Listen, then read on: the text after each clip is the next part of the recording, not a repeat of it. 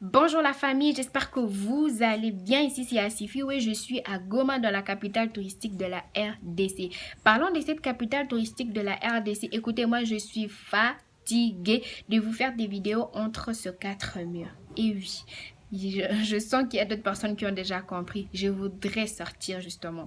Je voudrais vous montrer ce côté vivant de la capitale touristique de la RDC. Et pour cela, j'ai quelque chose à vous proposer. J'ai besoin de vous justement pour que nous puissions avoir le courage de sortir. Tu vas m'aider à partager cette vidéo avec tes amis et demande aux amis de partager. Je voudrais que nous ayons un temps de téléspectateurs pour justement bien défier les médias, qui soient nationaux comme internationaux, ces médias qui ne cessent de nous vendre ce côté négatif de la capitale touristique de la RDC, ces médias qui ne cessent de dire aux gens, écoute, l'Est de la RDC, c'est ça, même la zone rouge de la République démocratique du Congo. Il y a des massacres par heure, il y a des violences par jour, il y a...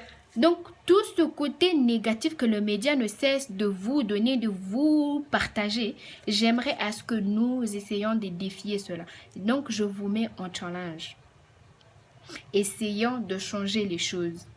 Tu vas m'aider juste à partager pour que prochainement je puisse sortir et peut-être vous faire des vidéos juste en allant vers le volcan Nyiragongo. J'aimerais vous faire peut-être des vidéos autour du lac. J'aimerais peut-être vous montrer la frontière qu'il y a entre le Rwanda et la RDC ou la capitale touristique de la RDC. Bref, je vais vous faire visiter cette belle ville en faisant mes vidéos ou en partageant quelque chose avec vous.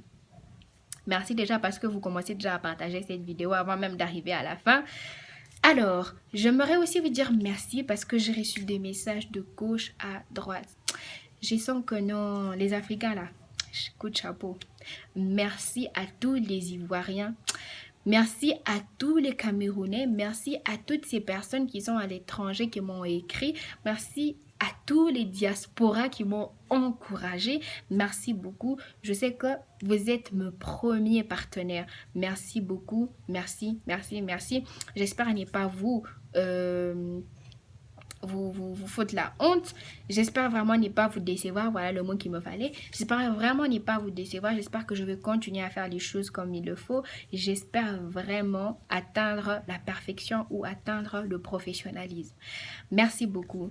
Alors, avant d'aller à fond dans notre sujet, comme le titre déjà vous le dit, je vous incite, je vous demande pardon.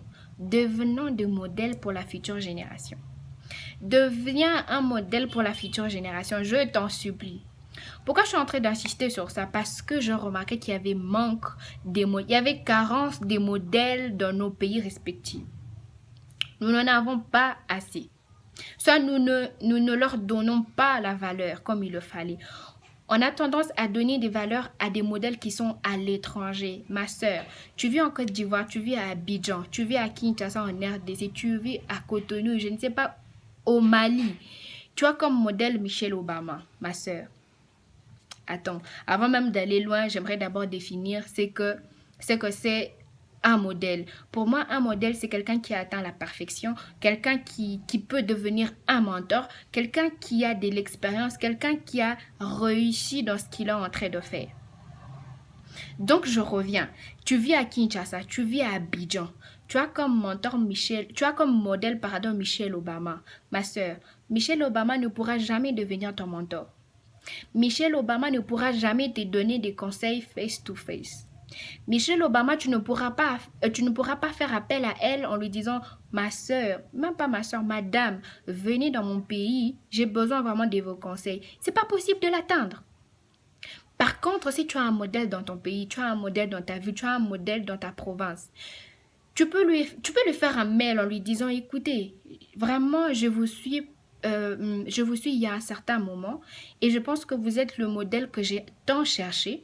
Vous avez excellé dans ce que vous le faites tellement bien, vous avez réussi, vous avez l'expérience. J'aimerais que vous soyez mon mentor, j'aimerais bénéficier de votre expérience. J'aimerais devenir comme vous, je suis à ce niveau, j'aimerais vraiment atteindre votre niveau. Je suis sûre et certaine que cette personne, tellement après que tu lui aies fait des éloges, la personne ne va pas fermer son cœur, voilà comme le dit les Congolais, tu ne vas pas fermer ton cœur, la personne ne va pas fermer le cœur, c'est-à-dire, la personne ne va pas te dire non mais écoute, j'ai pas le temps. La personne va faire un effort de t'écouter et de te dire, écoute, je suis prêt ou je suis prête à devenir ton mentor.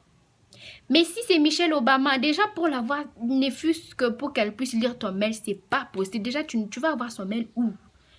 C'est pas possible. Donc, arrêtons de chercher des modèles à l'extérieur. Je ne dis pas arrêter d'apprécier ces gens-là. Tu peux l'apprécier de loin, mais ne fais pas de cette personne ton modèle parce qu'un modèle, c'est un mentor. Un modèle, c'est quelqu'un avec qui tu peux discuter parce que tu veux devenir comme cette personne. Je comprends que nous n'avions pas assez de ces personnes dans nos pays, justement. Essayons de changer cela. S'il n'y a pas quelqu'un que tu conçois que ce n'est pas ton modèle en Afrique ou dans ton pays, pas de problème, mais essaye de te perfectionner. Essaye de travailler dur pour devenir un modèle, pour que la génération qui vient ne puisse pas avoir aussi ces manques, ces carences de modèles dans leur pays. Qu'ils n'aient pas aussi cette tendance d'aller chercher des modèles à l'extérieur parce que ça ne nous amène en rien.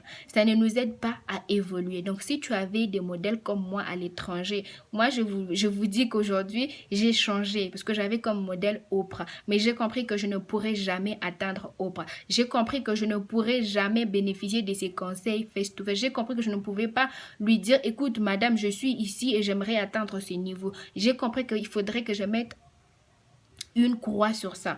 J'ai compris qu'il fallait maintenant que je travaille, il fallait maintenant que je me cherche un modèle dans mon pays pour que je puisse appeler cette personne ou demander des conseils.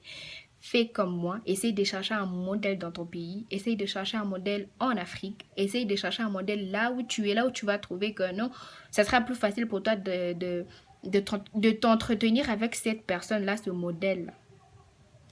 Donc, pour finir, s'il te plaît, je t'en supplie, battons-nous ensemble pour devenir des modèles pour la future génération. Merci, ça a été un plaisir et un honneur pour moi de parler avec vous, de partager avec vous ces messages. D'ici là, portez-vous. Merci beaucoup. Bisous.